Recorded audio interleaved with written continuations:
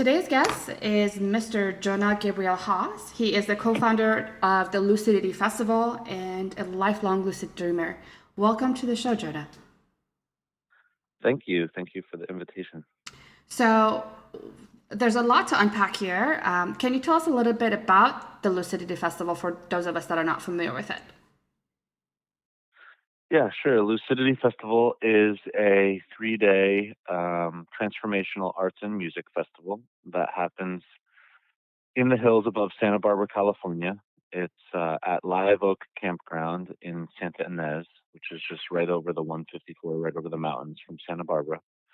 And the festival is um, we call it a transformational art and music festival because there's sort of three pillars to the experience, and that's art, music, and transformational exploration through workshops and talks. Um, and the entire concept is based off of the concept of lucid dreaming. Um, and I define lucid dreaming as if you've ever had one of those dreams where you become aware of the dream as a dream while you're still in the dream. Have you ever had one of those? Yes. Yeah. And so when you become aware of the dream as a dream while you're still in the dream, there's a ton of things that happen. You can let go of fear. You can create anything that you want to create. And, you know, there's infinite possibilities that arise before you. And so we've attempted to make a festival experience that is sort of like a waking lucid dream. Amazing. So how long have you been doing lucid dreaming and what was the inspiration for it? Lucid dreaming, I started when I was probably 6 or 7 years old. My dad was a big lucid dreamer, and he was reading the Carlos Castaneda books when I was younger. And so he was sharing with me a lot of his experiences. And so I grew up knowing about lucid dreaming as a possibility. And I started having my first ones at that young age. And then it wasn't until I was about 19 that I started keeping my own dream journal and reading lucid dreaming books and really engaging in it as a personal practice. And so now, let's see, I'm 39. So it's been 20 years of lucid dreaming as sort of my primary um, personal practice, uh, connection to spirituality, and connection to, um, my higher self. And I have volumes and volumes and volumes of dream journals from over the years. And I really value dreaming because it's not it's not like you're not on somebody else's program. You're on your own program, and you're engaging in an exploration of consciousness, but through your own consciousness, not through scriptures or somebody else's idea of what's so, or how this universe or reality works. You're exploring it for yourself, and so I really appreciate that aspect of lucid dreaming. That sounds amazing. What do you feel like it's done for you? Can you isolate the impact it's had on your personal life? Well, I teach some lucid dreaming workshops, and one of the first things that I like to explore with people is, why do we want to lucid dream? And so that's sort of the question that I feel like you're asking. And I can answer it for my personal self, but I also feel like it's good to explore the question of, why do we want to lucid dream, and what are the benefits of it, just sort of in general. And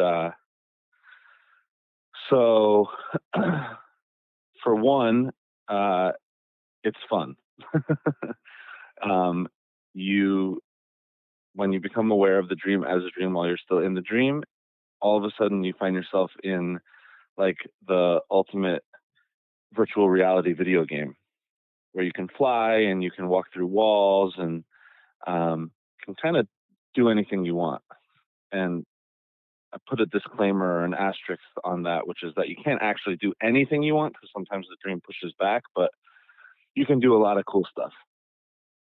Um, so that, for one, is a primary reason why a lot of people like to lucid dream, is because it's fun. But then you can also access healing um, through exploration of past traumas in the dream state and creating new neural pathways.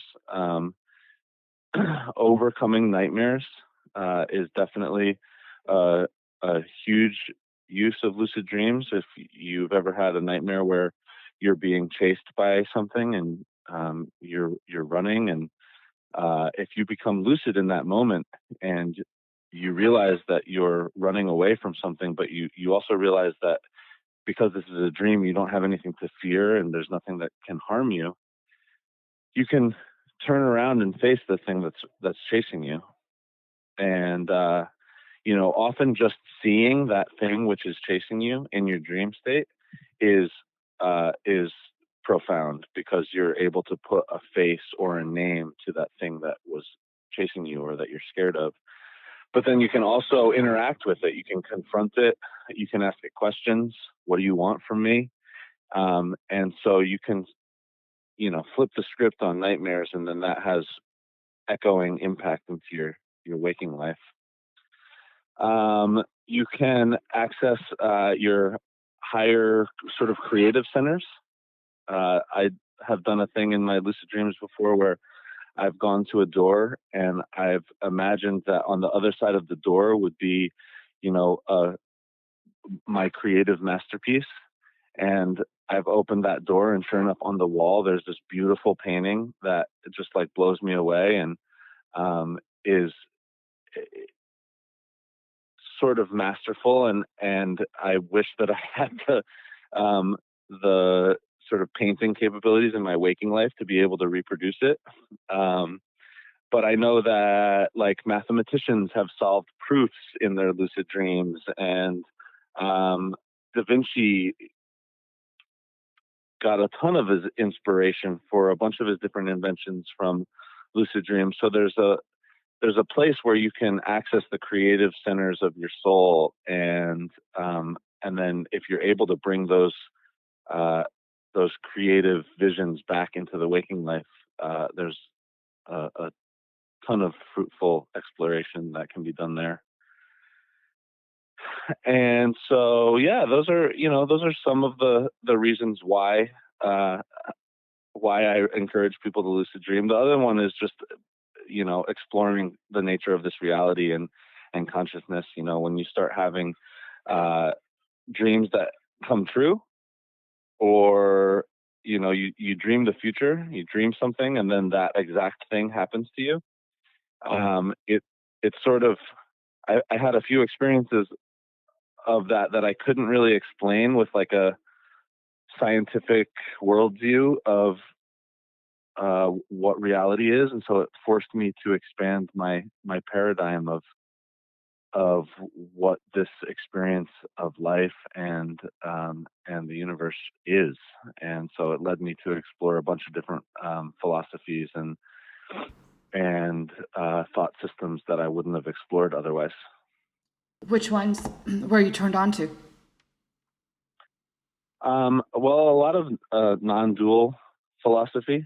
Um, the concept that sort of all is one, and it's sort of the basis of a lot of the Buddhism. And if you go back to the Vedic texts and the Upanishads, they were really advocating for a non-dual worldview. And so, yeah, my lucid dreams brought me to that, and I really appreciate it. It also brought me to listen to a bunch of Terrence McKenna, who's pretty awesome. Um, and yeah, there's a lot of lucid dreaming scholars that I started reading: Patricia Garfield and Robert Wagner, and I followed in my dad's footsteps and read some Carlos Castaneda, and yeah, just expanding my frame uh, of reality. Um, I don't think I would have done that if it weren't for my lucid dream experiences. I know a lot of people, uh, they have the expansion of consciousness through psychedelics, um, and but I found my way into that sort of same level of inspiration and expanded consciousness through lucid dreaming. Interesting. How is it similar at all? Is the landscape kind of the same landscape that you might be walking into through the use of psychedelics? Sometimes, but certainly not always. Um, I've definitely had experiences of like traveling through wormholes, um, and and sort of DMT releases that felt very much like DMT trips that I've had. Um, but then there's also a lot of the dream world and sort of the dream space that isn't necessarily psychedelic, um, because it's more like you're in a simulation. You know, you're in a backyard, or you're on a mountain, or you're in a boat on the sea, um, and it feels real. And sometimes I've had lucid dreams where I'm astonished at how real it feels. Like it feels almost more real than waking life, because everything has this like hyper color uh, and hyper real quality to it, and is super sharp, and you can touch things and you can smell things. And so yeah, I would say that there are some times that the experience is exploring a similar terrain as psychedelics will provide for you, and then there are probably more experiences that are not quite like that. Interesting. I keep telling my friends that I have an entirely different life after I sleep because pretty much every night or every other night I keep on going to a specific house. That's my dream house. That's nothing like the place I live in. There's very specific Uh-huh. people that I meet, so I have a very interesting storyline in my sleeps, and I, for whatever reason, So end you up. go to the same house? I go to the same house. Like I know exactly what it looks like. And it would be, I always tell my friends if I walk into a place and that's the house that I keep on dreaming about, it would be very strange. Like it would feel very surreal. So Yeah. it, it's not a dream house in the sort that like that's the dream that's the house I wish I had. It's a dream house in that that's the house that I live in when I'm dreaming. So Right. it's a very interesting experience, but it's very consistent. It's very consistent. And but do you find in your different dreams you explore new areas of it, or there's certain things that happen upstairs versus certain things that happen in the basement, or um, like it's the setting, but does the experience always change? The experience changes because the people in it change, and I haven't written it down, but that house and that location has presented itself so many times that obviously it's very clear in my mind now, just because I've been there obviously so many times. But the people and the Yeah. experiences definitely change. Yeah. So, Yeah. Interesting. so So some people, yeah, well, can I share please, yes, some things that some people would say about houses and dreams? yes, please. So the first thing before I share this that I want to share is that you are the only person that can create meaning from your dreams. So as I share something, I'm not really projecting meaning onto your dreams. I'm just sharing, oh, this is what some people say, um, that they believe that, when you dream about houses, that's what that represents or whatever. But take it or leave it. If it feels like this might have applicability to you, then awesome. If it doesn't, then it probably doesn't, and it's, there's something else going on. But that's just a disclaimer that I like to share with people before talking about their actual dream images, is that you are the only person that can ascribe like what your dreams mean. Um, so so some people talk about houses in dreams as potentially your body. And so if you think of the idea of home, and um, and you think of our physical bodies as, we're always home in our physical bodies.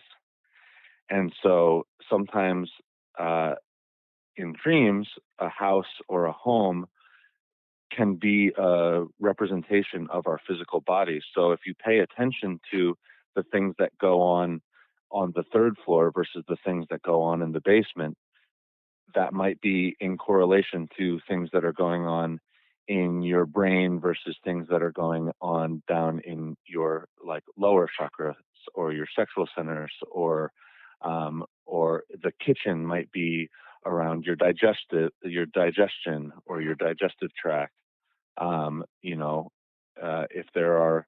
If there's like windows open or a breeze coming through, it might be about your respiration. And then the people that you meet in those places, those people might be various aspects of yourself. So to think about who those characters are and where in the house you interact with them, and then you think about what do those characters represent in terms of an aspect of yourself, and then in terms of where in the house, if you map that onto your body, there might be clues to the meanings of those dreams for you. Interesting. So, what would be your suggestion for a person that's never lucid dreamed before, or they have, but they're not really familiar with the concept? Well, the person first has to want to have a lucid dream. That's the first step. And so if people aren't interested or don't really care to, then it's sort of like that's a conversation stopper. But if a person wants to have a lucid dream, then there are definitely tools and tactics to bring that experience forward. It's sort of like it's like a practice, like anything, where if you practice enough, you'll get better at it. It's like playing the piano or doing yoga. Like, as you use the muscle gets stronger. And so the first and foremost thing that I really advise for anybody who's interested in having a healthy dream practice, and this is lucid dreaming or just wanting to be more connected with their dreams and wanting to remember their dreams more often, and use them to interpret, to find meaning out of, and that's keeping a dream journal.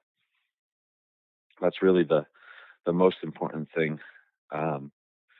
for a healthy dream practice, is keeping a dream journal. And you want to keep a dream journal right next to the bed with a working pen, sort of in the page that you're gonna write in, or have the dream journal open on a bedside table next to the bed with the pen ready. And the reason why you want it so close is that uh, dreams are stored in our short-term memory.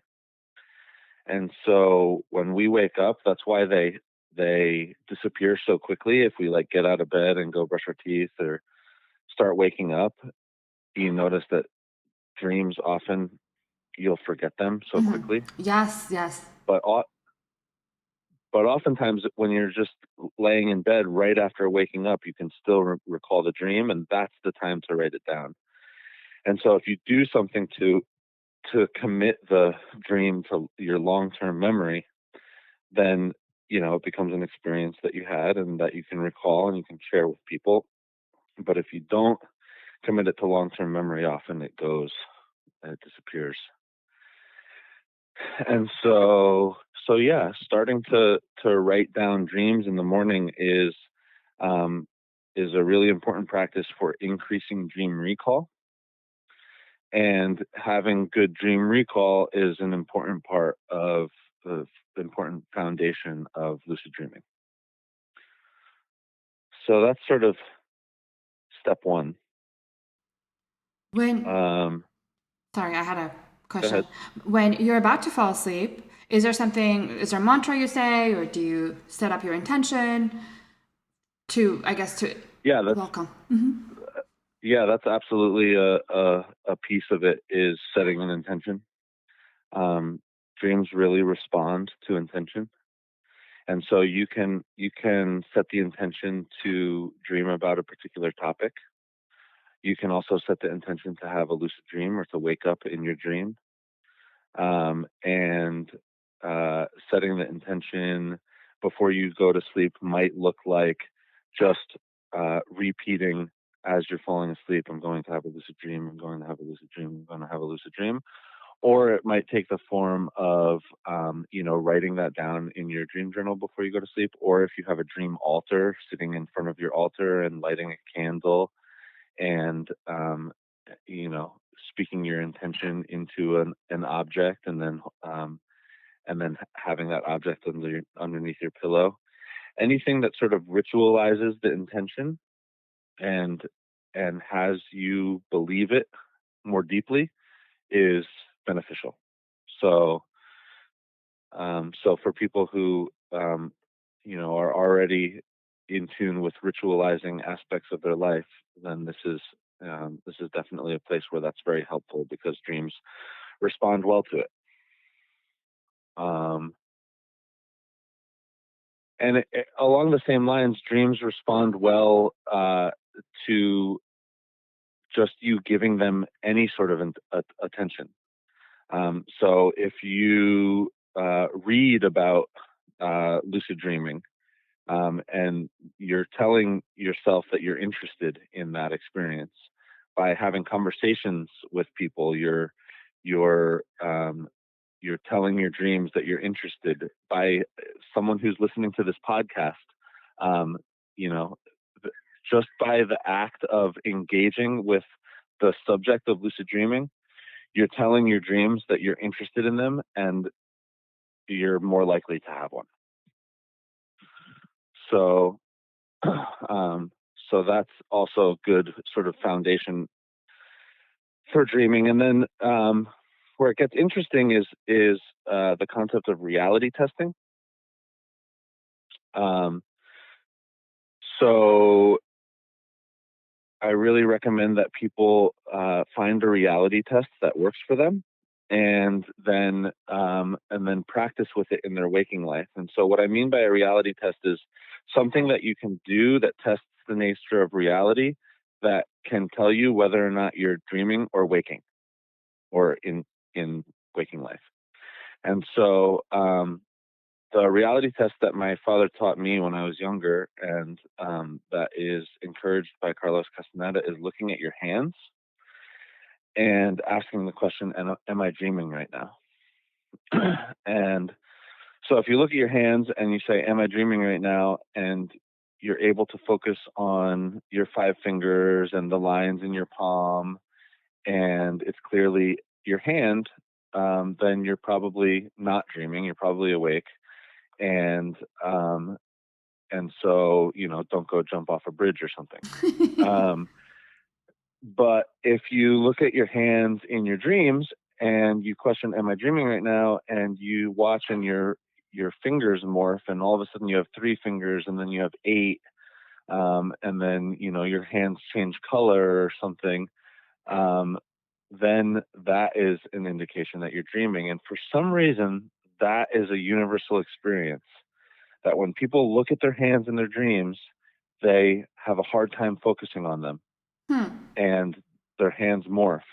And when you see that morphing, that is a clear proof that you're in a dream state.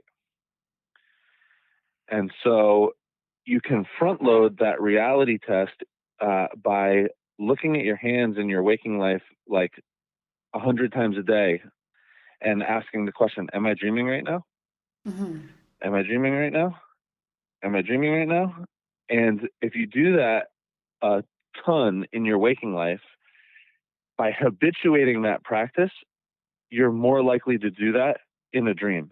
Interesting. And then when you do it in a dream and your hand morphs, then you know, oh, this is a dream. And then you have that experience of lucidity because you're aware of the dream as a dream while you're still in the dream. Interesting. And so there are other reality tests that people do. The Lucidity Institute at Stanford, which was founded by Stephen LaBerge, he encourages a practice called text rereading. So if you find some text in a dream and you read it, and then you look away and you look back and you read the same text, in a dream, the text will often change. And so you can know if you look back at the text and it's changed that you're likely in a dream, because that's not going to happen in your waking life. The movie Waking Life, they promote the reality test of checking light switches. For some reason, light switches in the dream state often don't work. And I've definitely used that one before, but I don't really encourage that one because, you can be in your waking life and have a light switch not work. So it's not like a definitive test. One of the ones that I like to do, which definitely is a definitive test, is try to stick your hand through a solid surface. Try to stick your hand through a wall or like the surface of a table. If you can stick your fingers through it, that's likely a dream. Interesting. How about And so all of these reality tests, all of these reality tests are just designed to get you to wake up in the dream and know that it's a dream. And then that's basically the beginning point of a lucid dream. And then from there, you can sort of do whatever you want. But I do need to mention that a lot of people, as they are starting this process, if they get to the point of being able to do a reality test and then they realize, oh my gosh, I'm dreaming, they often get so excited that they wake themselves up. I can see that. And so I really encourage people to sort of stay calm through this process and act like they've been there before, act like this is just what's supposed to happen, and go about your dream. But the emotional peak of getting really excited, oh my gosh, this is a dream, often wakes people up. And so you don't want to do that. It's really interesting. How about pinching yourself? Is that something? Pinching yourself. Yeah, I mean, I know I'm familiar with the sort of expression of pinch me. Am I dreaming? Right, yeah. But I've never really tried to pinch myself in a dream. I'm just trying to imagine like what that would accomplish if you pinch yourself in a dream. I'm not sure that you'd be able to necessarily prove that you're dreaming or not by pinching yourself. But you could try to stick your finger through your arm rather Right. than try to pinch yourself. Right. Try to stick your finger through your arm. Okay. Um, yeah. Okay. See what you're saying? Now, so somebody might be on psychedelics, might have a psychedelic experience, and wouldn't these tests not be valid in that case? Say that again. So someone might be under the influence of a psychedelic, let's say it's ayahuasca or San Pedro or psilocybin, any number of which could cause you some of these hallucinations, correct? Like you could hallucinate that you're putting your hand through something under the influence, correct? I guess. I guess I'm trying to see. Yeah, I don't know. I don't know that I've had those experiences under psychedelics, but I also don't know that I've tried. So Right, okay. I'm just trying to see, as you mentioned, you want to make sure you're sleeping or dreaming versus you're awake.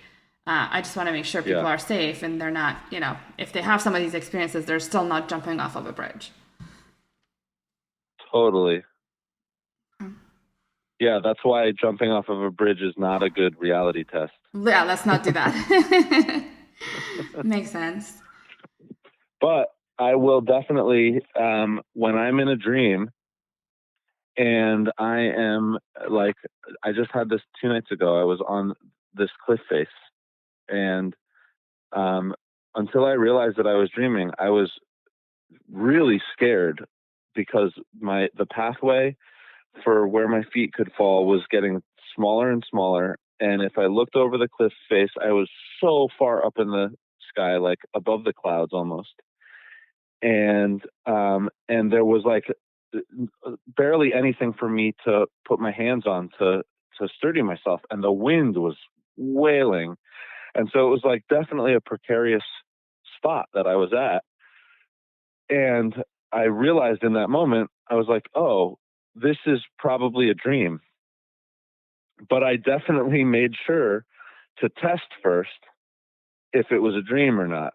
And so I had my hands in front of me, and I just tried to stick my finger through my own palm, and sure enough, my finger was able to go through my own palm. And so I knew, oh, okay, this is a dream. And then all of that fear that I experienced of being on that cliff face washed away. And I was like, oh, I can just jump off of this and have an amazing experience of free falling and like flying through the clouds. And that's exactly what I did. And it was incredible. Amazing. Is it true that in a dream you can never dream about your own death? No, not really. I've definitely had the experience of dying in a dream. Um, and I know plenty of people that have also had that experience. Um, and you don't die for real. Right, yeah. um, I I've definitely had the experience of dying and then having that moment of like right before death of, oh wow, this is like my last moments Hmm. alive. And then the I was in a car and it fell off drove off a cliff, and it was in that second that I was like, wow, these are my last seconds of being alive. And then it crashed and exploded, and then everything went black. And I remember having the thought, wow, I'm dead now. Hmm. And then I woke up and I wasn't dead. Um, and I know plenty of people that have had similar experiences, and sometimes you're able to cross the threshold and have something else happen. And so, the it's not exactly related to your question, but the Tibetan dream yogis, they talk about the process of dreaming, and sort of changing states from the waking reality into the dream world as an opportunity to practice dying every night. Wow. Um, and so there's definitely there's definitely a place to explore utilizing uh, dreams and lucid dreams as a way to get familiar with the process of death and what it's like to to change form and to change phase and to you know move from one domain of reality to another. Um, so there's definitely something there um, to unpack. But in terms of the myth that you can't die in your dreams or else you'll die in real life, that's just a myth. Interesting. But it sounds like it's not a very common event for at least most people. Um, no, uh, I wouldn't say that it's not common. I think death in dreams is actually quite a common theme. Mm-hmm. It's one of those things that that we all have to face at some point. It's one of those things that a lot of people have fears around, um, and it's often it often shows up in our dreams as a metaphor for something in our life that might be dying. If we're at a phase in our life where there's something that doesn't serve us that we're ready to let go of, sometimes that'll show up in our dreams as as death or as a death. And really, it's just speaking to that aspect of ourselves that's dying, not necessarily our entire being or our physicality dying. Mm-hmm. Interesting. But I think that it is actually one of the more common themes that does show up in dreams. Really? Some of what are some of the other ones? Um, Water, sex, flying, um, speaking with loved ones or people from your past or people who have crossed over. Um, Animal dreams. When an animal shows up in your dreams, you definitely want to follow it, because oftentimes those animals have important messages for you. Um, yeah, those are some of the recurring themes in dreams. There's certain dreams that lots of people have, like the the teeth falling out dream, or being chased by something nightmare, or those sorts of things. So And so these are. Go ahead. what is the meaning if an animal is following you or chasing you? If an animal is following or chasing you, well, again, that would be for the dreamer to figure out. Um, and I would encourage the dreamer to stop and face that animal that's chasing them, Okay. and maybe even ask the animal what it wants. Okay. Um, that's the beauty of lucid dream, is you can go direct. You can go direct to the thing that you want to know, Okay. and and sometimes the answers that you get might not be direct. The answers that you might get might be peculiar, or almost like a riddle, and that's where it's up to the dreamer to sort of decipher that riddle and figure out um, what meaning there is for them. But just the idea of an animal chasing you, there's no one meaning that will have. It's totally up to the dreamer, um, and it'll be different for every dreamer, and the type of animal that it is will matter, and the relationship that dreamer has had with that animal through their life will matter. And so, yeah, it depends. Okay. Are there any books or anything that people that are interested in the topic can read that's accessible? Sometimes I feel like some of the books I pick up, they're very interesting, but they're not necessarily accessible to the naive reader. Is there anything that you recommend that the audience might enjoy and benefit from? Yeah. The book that got me started um, was called Creative Dreaming by Patricia Garfield, and um,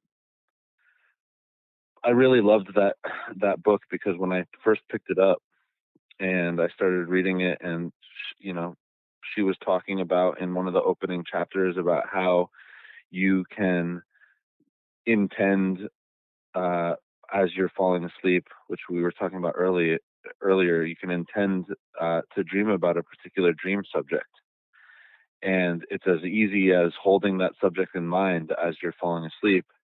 And so after reading that, and one of the first or second chapters, I tried that very first night that I picked up that book, and it worked on the first try. And so I was like, okay, I'm hooked. And I voraciously read the rest of that book, and it's definitely been one of the books that I always point to as a good foundational book for anyone who wants to engage in a creative dream practice. Amazing. Other books, anything by, I believe his name is Robert Wagner, I appreciate. The book that sort of got lucid dreaming accepted by the scientific community as a quote unquote real experience that people have was The World of Lucid Dreaming by Stephen LaBerge. And Stephen LaBerge, I mentioned him earlier because he's the founder of the Lucidity Institute at Stanford University. And so he's sort of dedicated his career towards getting lucid dreaming sort of accepted by the scientific community as a legitimate experience that people have.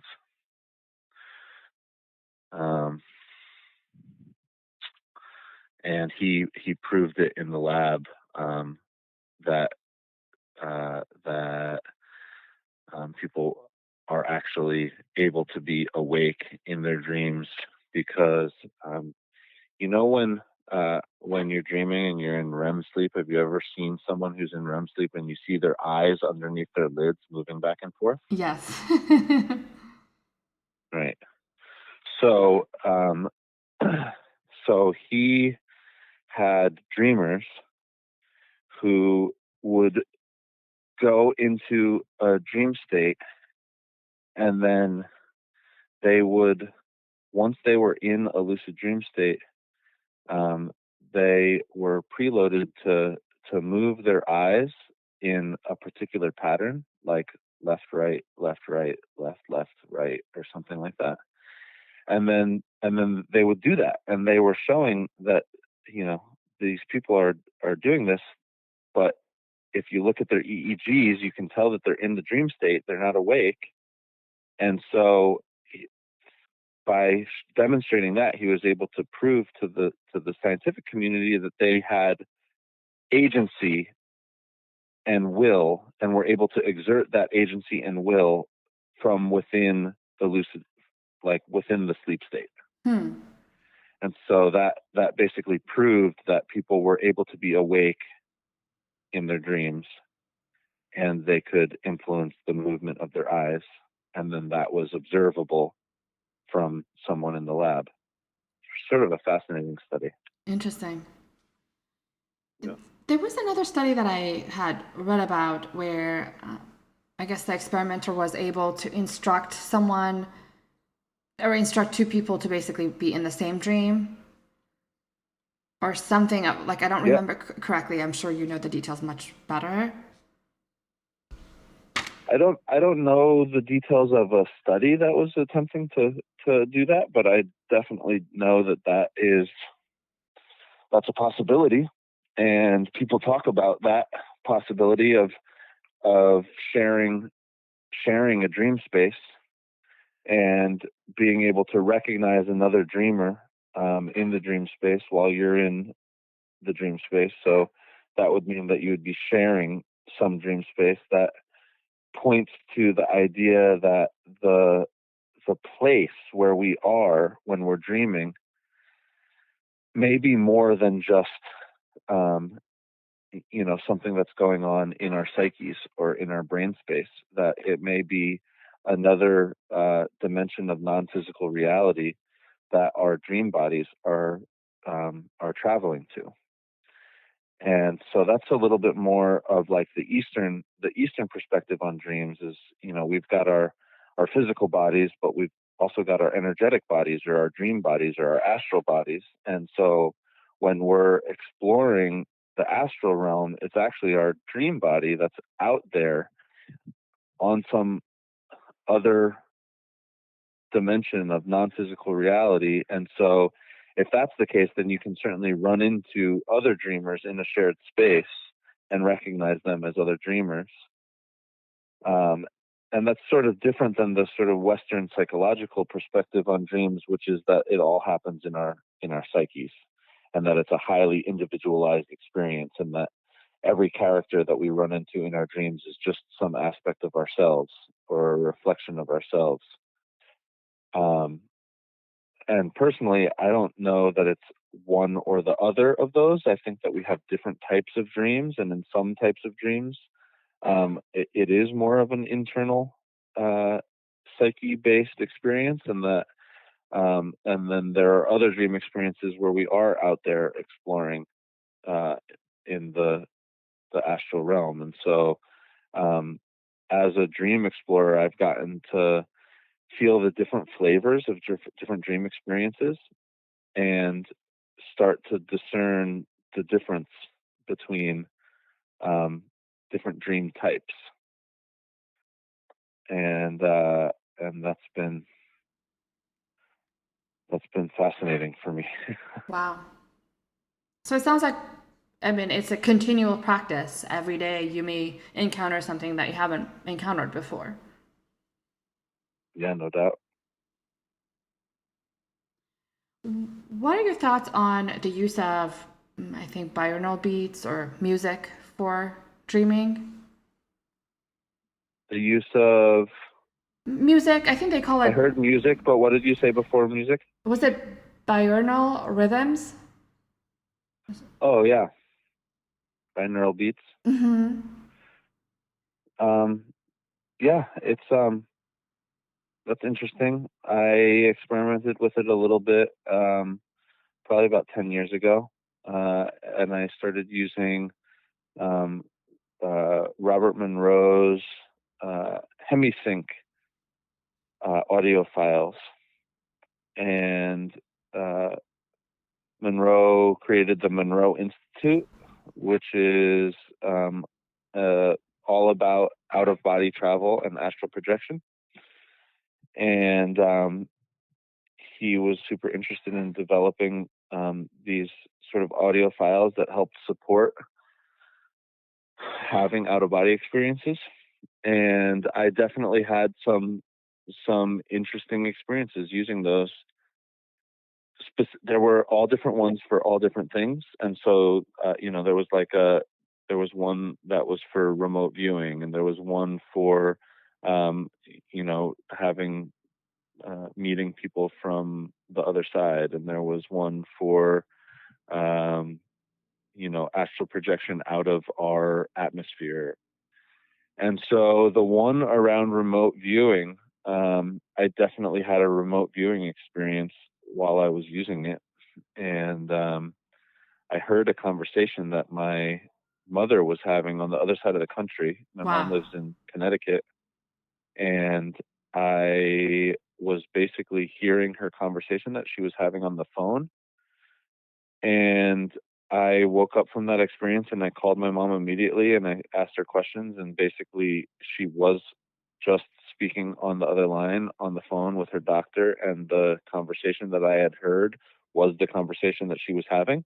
Wow. And so that was pretty awesome. And was one of those moments of, okay, there's something more going on here with consciousness and, the nature of reality that hasn't necessarily been proven or demonstrated to us, but I just experienced something that I can't really explain. So you know is it that our brains can act like radio antennas and pick up on audio or vibration frequencies over long distances, or is it that like my dream body actually traveled to be close to where my mother was so that I could hear it in my consciousness? I have no idea how that's possible, but I definitely had the experience. And so rather than asking why, I have just sat with the experience of what I experienced.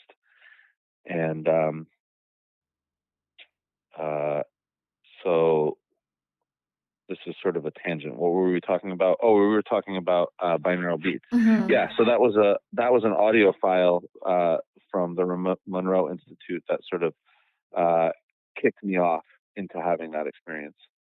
So I definitely see value there in utilizing um, those types of audio files. And I know that there's a lot out there, and I haven't really done a lot of exploration of the different things out there. Interesting. Now, what if someone attempts lucid dreaming and the initial experiences are scary or nightmarish or traumatic? What is your suggestion to them?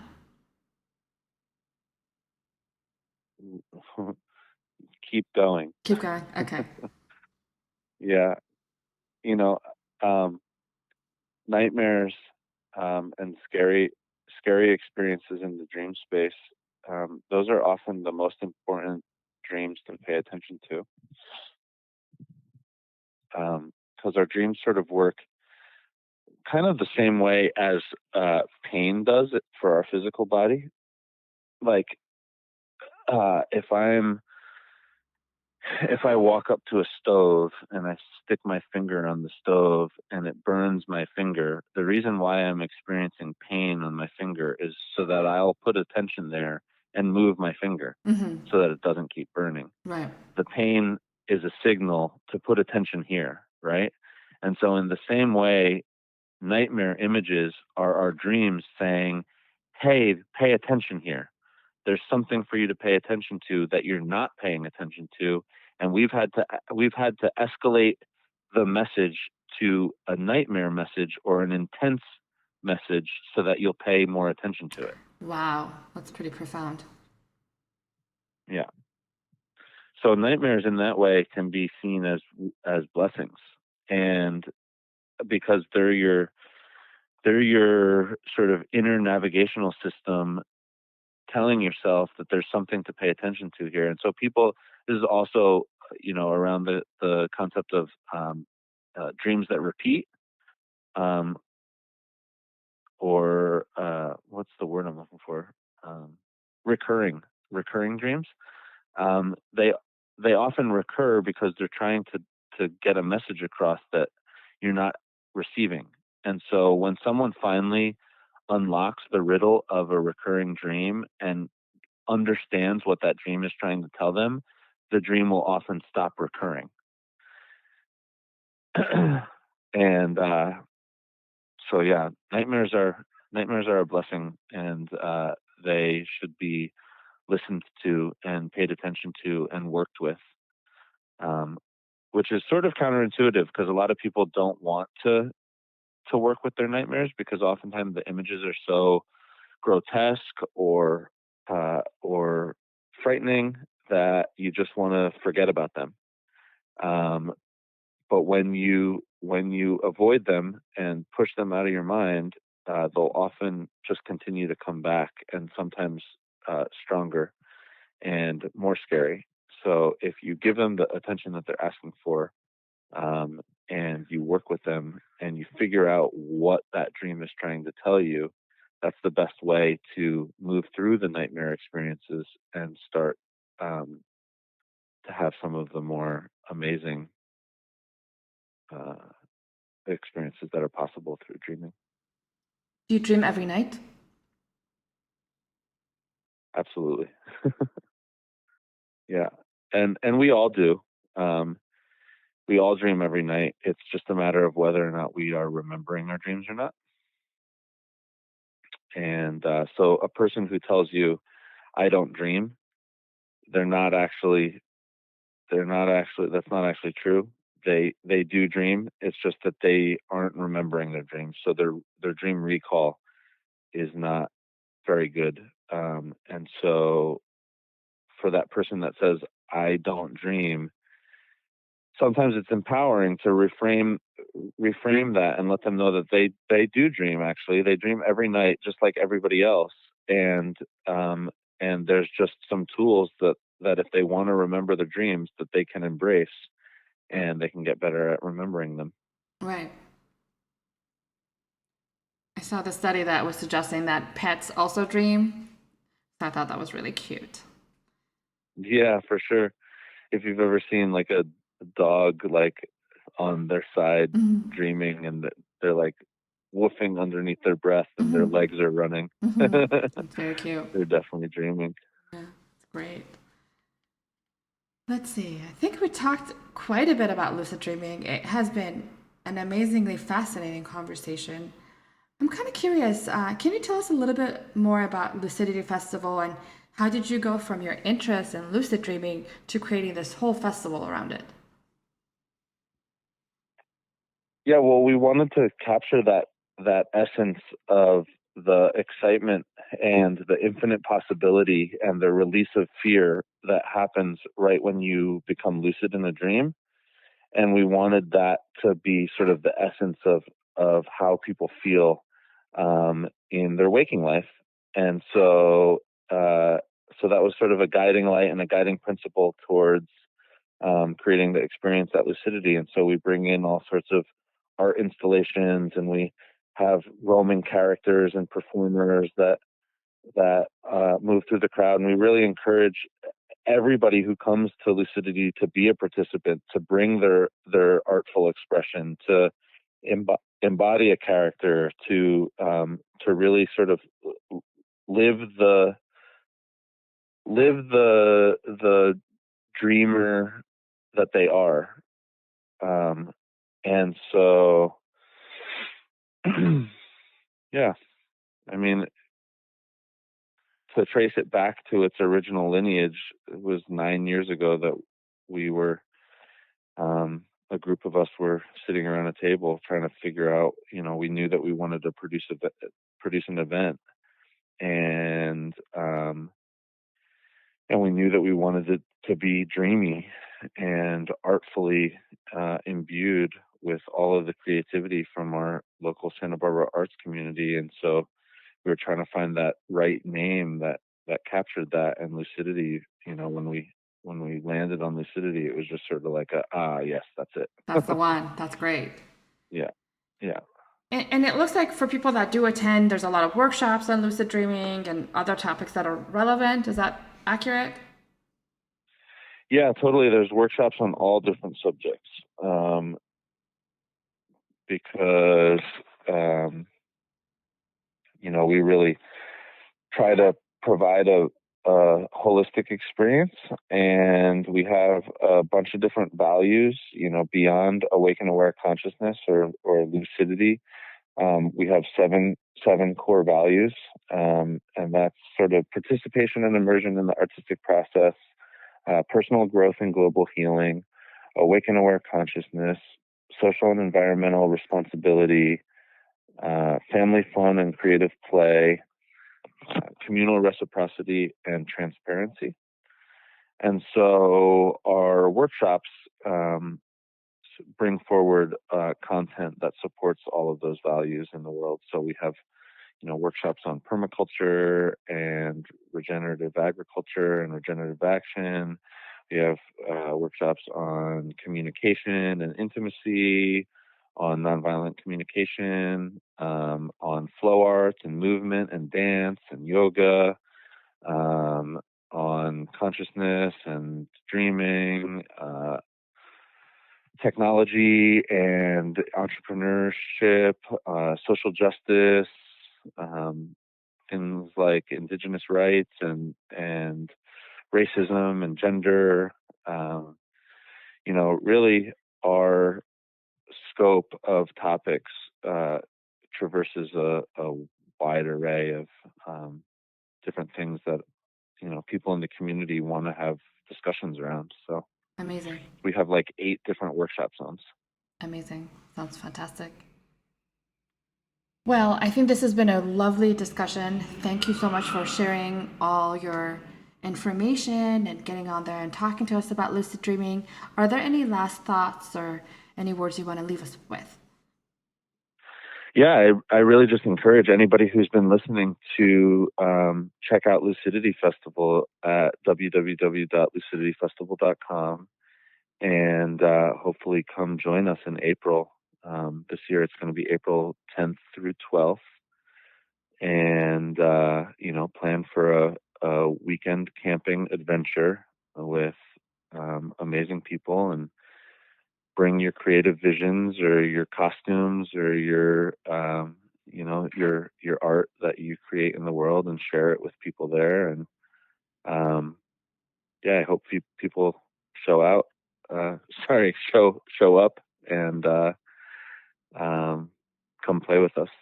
Yeah, and I can attest that the setting is absolutely beautiful, and the the events that I was able to engage with were stunning. So we'll definitely put the address in the show notes, so if anyone's interested, they can find you easily. And again, thank you for sharing all your insights and your wisdom. I hope to pick up this conversation at a later point. But thank you, Jonah, Yeah, and thanks for the invitation. thank you. We'll talk soon.